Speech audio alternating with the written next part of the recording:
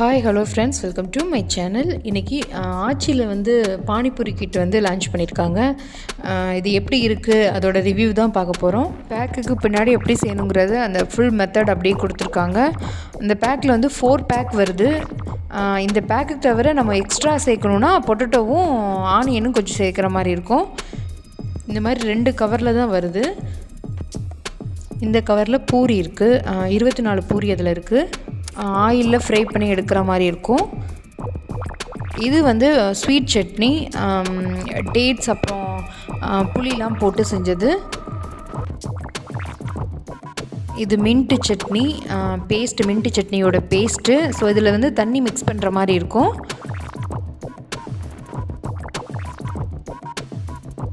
இது உருளைக்கிழங்குக்கு போடுற மசாலா. ஸோ நான் உருளைக்கிழங்கு நல்லா வேக வச்சு எடுத்து வச்சுருக்கேன். நான் 2 பெரிய சைஸில் 2 உருளைக்கிழங்கு எடுத்து வச்சுருக்கேன். இந்த மசாலா சேர்க்கும்போது நான் காரம் இருக்காது, கம்மியாக இருக்கும்னு நினச்சி நான் ஃபுல் பேக்கெட்டையும் சேர்த்துட்டேன். காரம் ரொம்ப ஜாஸ்தியாகவே இருக்குது. நீங்கள் இதில் ஒரு 1/4 ஸ்பூன் சேர்த்தாவே போதும், கரெக்டாக இருக்கும்.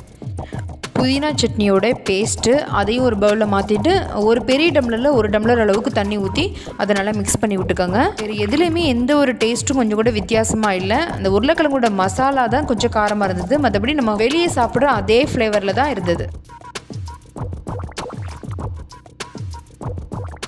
ஸ்வீட் சட்னி இதையும் ஒரு பவுலில் மாற்றி நம்ம எடுத்துக்கலாம்.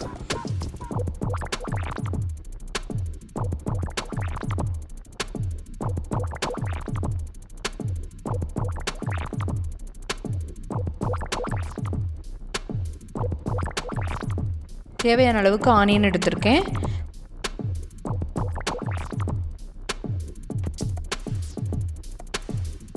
இந்த வத்தல் மாதிரி இருக்குது பாருங்கள், நல்லா ஓவல் சைஸில் இருக்குது. ஆனால் பொரிக்கும் போது நல்லா ரவுண்டாகவே வந்துடுது. பொரிக்கும் போது ஆயில் நிறையவே இருக்கிற மாதிரி பார்த்துக்கோங்க. அது மட்டும் இல்லாமல் நல்லா ஹீட், ஆயில் நல்லா சூடாக இருக்கணும். சூடாக இருக்கும் போது போட்டு எடுத்துக்கோங்க.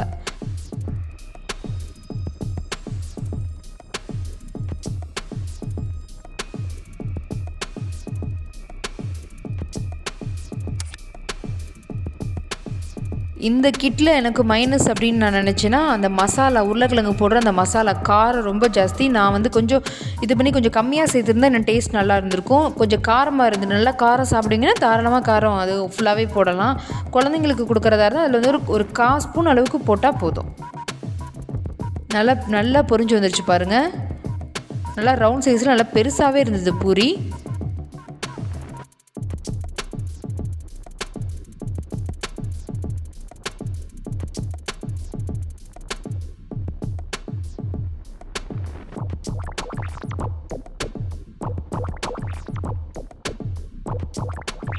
பூரி நல்லா பொரித்து எடுத்துகிட்டு வந்தாச்சு. இன்றைக்கி நான் உருளைக்கிழங்கும் ஆனியன் மட்டும் சேர்த்துருக்கேன். உங்களுக்கு தேவைன்னா காரா பூந்தி சேர்த்துக்கலாம், அல்லது சுண்டல் சேர்த்துக்கலாம், அல்லது மிக்சர் சேர்த்துக்கலாம். உங்களுக்கு எது தேவையோ அதை சேர்த்துக்கோங்க.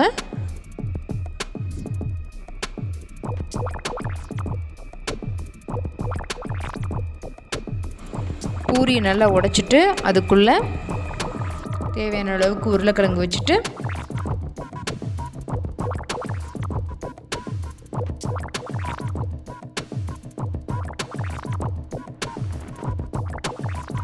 ஆனியன் கொஞ்சம் ஆட் பண்ணிவிட்டு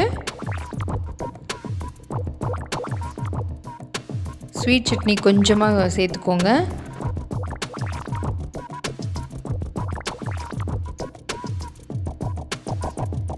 தேவையான அளவுக்கு அந்த பானி நல்லா மிக்ஸ் பண்ணிவிட்டு அந்த பூரியில் சேர்த்துக்கோங்க.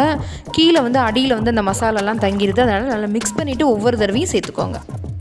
40 ரூபாய்க்கு உண்மையிலே ஒர்த்தான ஒரு பேக்கு தான். நீங்கள் கண்டிப்பாக வாங்கி ட்ரை பண்ணி பாருங்கள். வீட்டில் 2-3 ஸ்டாக் எப்போயுமே இருக்கலாம், வாங்கி வச்சுக்கிறது நல்லது.